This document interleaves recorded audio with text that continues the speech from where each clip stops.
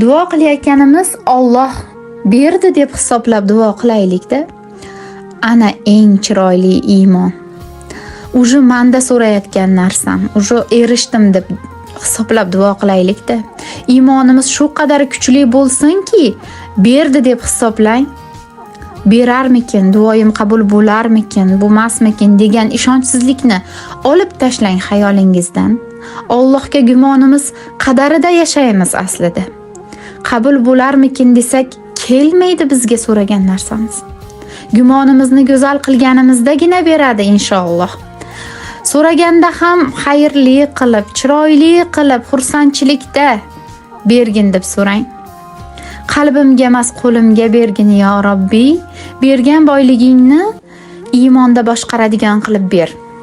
Sanog'ini bilmay, seni hidoyating yo'lida sarflay va bu va'damda turishimda o'zing kuch-quvvat bergin.